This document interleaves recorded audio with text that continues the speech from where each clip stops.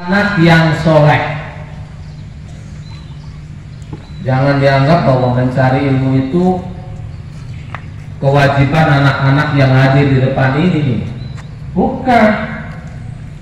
Kewajiban mencari ilmu itu adalah kewajiban semua orang, baik itu masih kecil ataupun sudah dewasa, bahkan sebelum ia meninggal dunia. Untuk apa?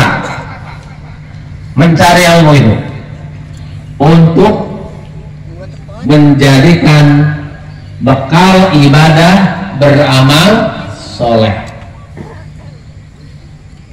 Kenapa kok kita harus belajar agama?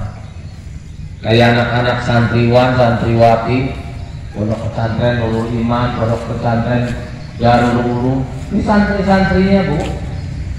Ini mereka belajar ilmu agama untuk kehidupan di akhirat nanti.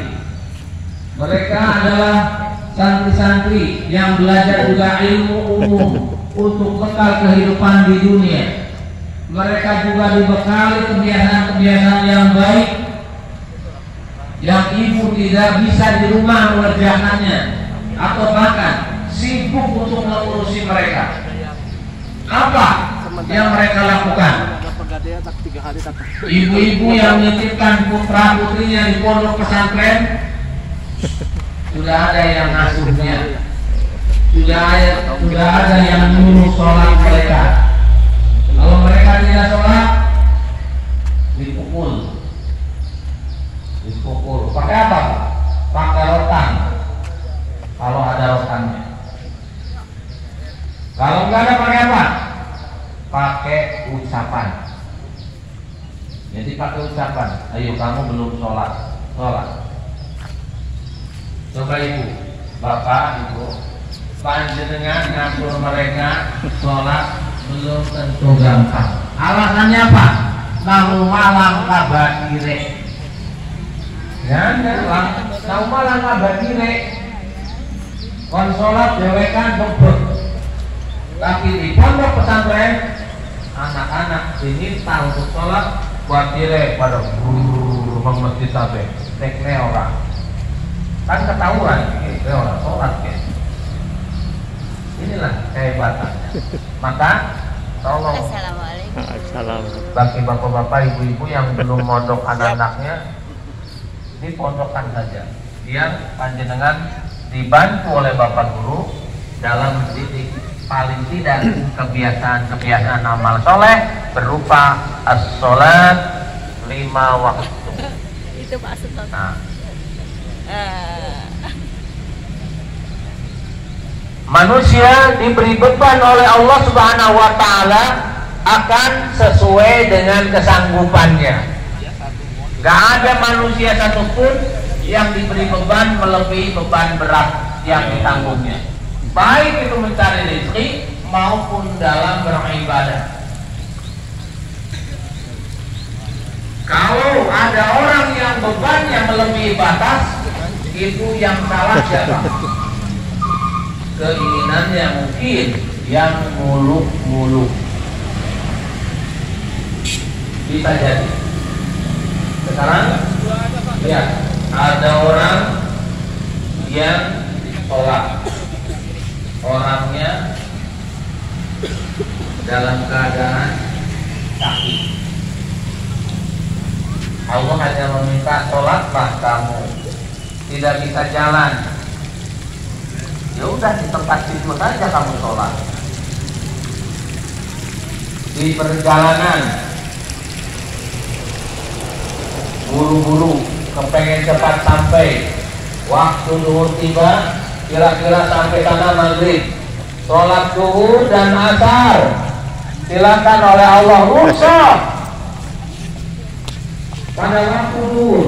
Jangan takdim, ambil rusak itu. Jika Anda melaksanakan rusak, berarti Anda melaksanakan kewajiban keringanan yang telah Allah berikan. Jika Anda tidak melaksanakan rusak tersebut, berarti Anda masih tidak bersyukur kepada Allah Subhanahu wa Ta'ala. ah tenang saja, saya mau ke Jogja masih nanti juga sampai. Ya, asar juga bisa diwartes sholat asarnya. Tidak. Allah lebih suka orang yang melaksanakan perintahnya, perintah Rasulullah, merusak sholat duhur dan asar. Yang 4 jadi 2, yang bacaannya panjang jadi pendek. Kalau sholat biasa mungkin suratnya Al-Hakumut Takasur agak panjang. Kalau rusak bisa li'ilafi Quraisy, kemudian kulhu yang pendek. Coba bayangkan, itulah keringanan yang Allah berikan. Kalau Anda naik kereta api, takut ketinggalan di jalan ketika sholat di musola, di stasiun, ambil yang paling pendek supaya tidak ketinggalan. Itulah keringanan yang Allah berikan. Dan itu adalah kemudahan yang Allah berikan dalam agama. Wa ma ja'alakum fid-dini min kharaj. Allah tidak menjadikan agamamu sebagai suatu kesulitan. Nah, oleh karena itu, monggo, Allah tidak akan membebani Anda dengan beban yang berat yang tidak sanggup Anda kerjakan kalau Anda mau beribadah kepada Allah Subhanahu wa taala dengan baik. Kehebatannya lagi, Allah Subhanahu wa taala akan memberi pahala kepada orang yang melaksanakan perintahnya, pahala yang lebih banyak dari ibadahnya. Ada Pak? Ada banyak. Apa sih? Ada beberapa contoh saja. Ibu kalau sholat isya, ini contoh saja ya, sering dengar. Ibu kalau sholat isya atau bapak-bapak sholat isya berjamaah itu kalau sendirian 20 berapa? 1. Kalau berjamaah berapa? 27 kan Pak ya? Sholat isya berjamaah 27. Tapi Allah memberikan nilai yang sangat tinggi, yaitu kurang lebih separuh malam.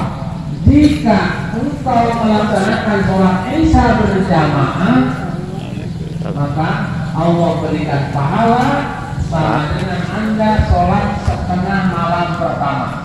Kalau setengah malam pertama itu sampai jam 12, maka dari jam 6 sampai jam 12 itu adalah nilai pahala orang yang berjamaah sholat isya.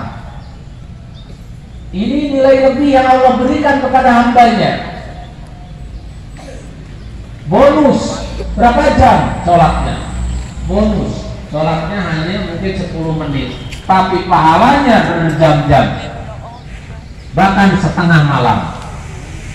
Berikutnya, jika Anda sholat subuh berjamaah, maka pahalanya Allah lebihkan melebihi dari waktu yang Anda pakai. Waktu sholat subuh hanya 10 menit, tapi Allah berikan pahala sebanyak setengah malam terakhir. Waktu sholat Anda diberi pahala sama dengan Anda melaksanakan sholat setengah malam terakhir. Kapan? Dari jam 12 sampai pagi. Itu namanya Allah Subhanahu wa taala memberikan pahala lebih dari usaha manusia itu sendiri. Senang tidak Bu? Pak, senang tidak Pak? Suka tidak? Suka. Suka yang mana ya? Suka melaksanakan, kan banyak ya. Suka meninggalkan, suka kadang-kadang, kan begitu ya. Agak banyak suka itu ya. Ada suka. Ini kehebatan Allah. Makanya Allah Subhanahu wa taala itu sangat murah dan sangat cinta bahkan sangat memuji orang-orang yang Islam yang mau melaksanakan perintah Allah. Puasa, contoh lagi. Puasa itu yang Allah minta 1 hari, puasa Arafah contohnya. 1 hari 12 jam. Katakanlah dari jam 5 pagi, jam 4 pagi sampai jam 6 sore. 12 atau 14 jam? 12 ya, kurang lebih sehari. Kita puasa. Puasa Arafah. Berapa yang Allah berikan pahalanya? Bukan pahalanya 1-2 hari, tapi 1 tahun. Padahal hanya 1 hari puasa. Itu pun banyak orang yang tidak mau. Padahal sudah diberi nilai lebih. Coba kalau kita lihat begitu